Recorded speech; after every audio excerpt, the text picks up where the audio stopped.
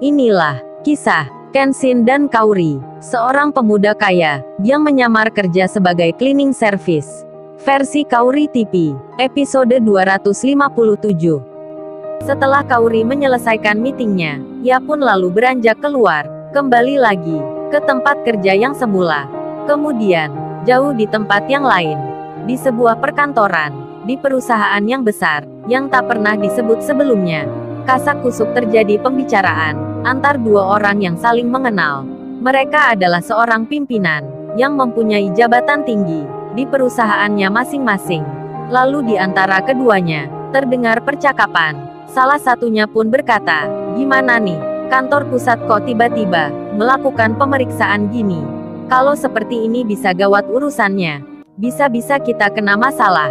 Seseorang lain pun menjawab, ia pun bicara, "Untuk masalah itu tenang aja Pak. Tadi saya sudah telepon Angelika. Semua pun sudah dikasih kabar. Katanya mereka sudah mengerti apa yang harus dilakukan. Bahkan Angelika tadi bilang, akan menghapus berkas laporan di komputernya." Lalu pimpinan yang pertama itu pun menyahut, "Baguslah kalau gitu. Jadinya kita nggak khawatir. Oh ya, tolong informasikan juga. Kalau bisa nanti malam, adakan pertemuan. Kita berjaga-jaga, mengurai apa saja yang perlu diwaspadai. Biar besok pagi, kalau staf kantor itu ditanya yang menyangkut pekerjaan, bisa menjawab sewajarnya." Pimpinan kedua pun menjawab, "Siap Pak, saya akan hubungi mereka dengan segera." Berjalanlah waktu. Sekarang ada di siang hari.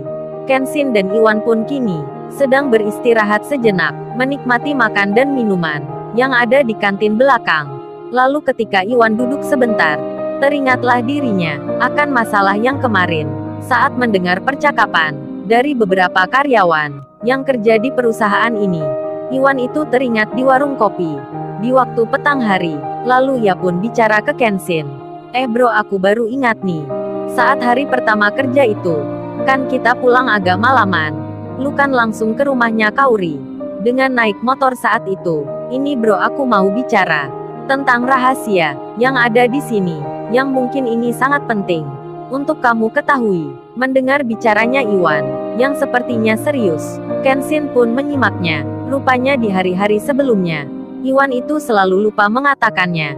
Kemudian tibalah saat ini, ia akan bicara. Iwan berucap dengan pelan, seperti berbisik-bisik, namun tiba-tiba, malah handphonenya Kenshin berbunyi.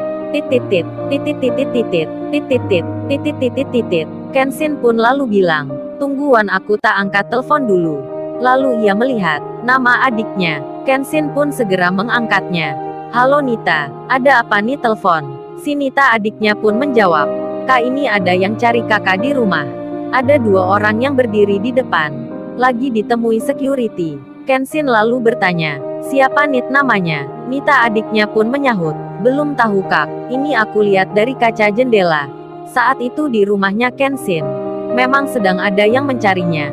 Security-nya pun saat ini terlihat lagi bertanya, "Ini memang benar rumahnya Tuan Muda? Lantas siapa ya Mas dan Mbaknya ini?" Security itu menaruh curiga, lantaran pria dan wanita di depannya ini menjawab seperti ragu-ragu. Pandangannya pun melihat rumah melulu. Jadinya security itu belum mengizinkan masuk, karena merasa aneh dengan tamu ini. Usut punya usut. Singkat cerita, rupanya dua orang itu yang datang mencari Kenshin dapat perintah dari bosnya agar segera menemui pemuda yang kemarin direndahkan. Rupanya Denny dan Icha, manajer dan customer service restoran. Hari ini mereka telah mendapat alamat rumahnya Kenshin yang diberitahu bosnya sendiri, yang bernama Pak Mori. Pak Mori itu sampai kini tak bisa tenangkan hati sebelum mendapat jawaban pasti. Lalu kini Denny itu menjawab tanya security. Mereka memperkenalkan diri sebagai pegawai restoran ternama, datang ke sini untuk menemui seorang pemuda yang bernama Kenshin. Security itu pun menjawab, jika Tuan Muda yang dicarinya itu sedang tak ada di rumah. Kemudian si Denny itu pun yang belum menjelaskan maksud tujuannya datang ke sini. Ia bicara ke security, "Kalau gitu lain kali aja ya Pak.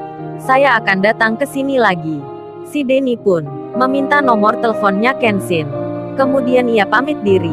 Ia pun beranjak naik mobil Berjalanlah mereka, meninggalkan rumahnya Kenshin. Di tengah jalan itu, customer service-nya pun sampai berkata, "Pantas ya Pak Moriko begitu marah sekali. Ternyata pria kemarin itu, yang kita anggap tak punya harta, bukan orang sembarangan." Dipanggil tuan muda pula. Rumahnya pun bak istana megah. Begitu kau wanita itu bercerita lain, katanya dia pemuda miskin. Apa kagak tahu ya mbak itu? Hingga buat masalah gini, mengadukan yang gak benar. Denny pun menjawab, "Aku pikir Mbak Angelika yang kemarin. Dia itu belum mengetahui akan statusnya pria itu." Denny lalu melanjutkan bicaranya. Ia kemudian bilang, "Memang benar juga, karena laporannya, kita semua jadi kena masalah. Sayang aku tak tahu nomor teleponnya. Kalau kagak pasti aku komplain balik dia. Akan ku katakan yang sebenarnya. Jika aduannya itu nggak benar. Terlebih aku sampai marahin Maya pula." Denny manajer restoran itu kemudian berpikir. Ia bicara sendiri. Tapi kok aneh ya, anak orang kaya kerjanya cleaning service. Apa kagak ada pilihan lain gitu? Ica yang ada di sebelahnya, yang seorang customer service tersebut menyahut. Iya benar juga ya, kenapa kerja cleaning service? Tapi dari sini kita bisa ambil pelajaran. Biar ke depannya nanti, kita nggak pandang orang. Dari penampilan aja, Denny dan Ica pun kemudian melanjutkan perjalanannya. Mereka kembali ke restoran. Sementara, Kenshin yang baru saja akan dapat sebuah rahasia dari temannya itu, kini mereka jadi terlupa lagi. Karena tiba-tiba sebelumnya, adiknya menelpon, yang bicara agak panjang, sampai jam kerja dimulai. Lalu Kenshin dan Iwan pun, saat di kantin itu, dipanggil oleh karyawan lain. Diminta tolong membersihkan selokan di depan kantor. Jadinya, rahasia di siang itu, tak sempat diungkapkan Iwan. Karena kesibukan, yang tiba-tiba datang. Kauri sendiri, yang kini di tempat kerjanya, yang senyum wajahnya, terlihat masih merekah. Kauri pun akhirnya bercerita, ke semua teman kantornya, jika esok hari, tempat yang jadi kunjungan kerjanya, akan ada cleaning service, yang tak boleh disapa namanya, tak boleh disebut panggilannya. Kauri menjelaskan itu, dengan tersenyum-senyum, merona-rona mukanya, hingga semua temannya pun, langsung bisa menebak. Sampai salah satunya bicara menyela. What's Kauri? Apa yang kamu bilang tadi? Apa itu benar ya? Tuan muda Kenshin kerja di sana.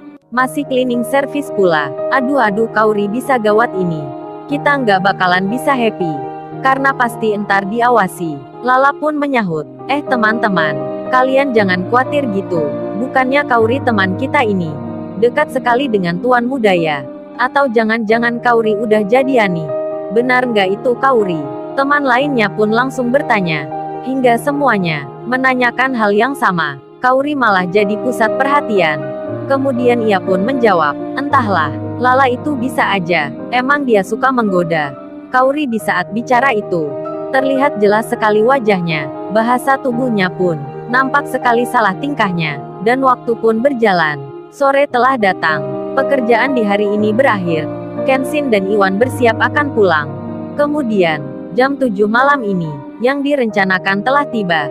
Angelika serta temannya, yang tak lain staf kantor penting di perusahaannya itu, nampak terlihat bertemu di sebuah hotel bintang 5. Dan tak lupa pula, orang yang paling berkuasa, yang jabatannya paling tinggi, terlihat ada pula di situ.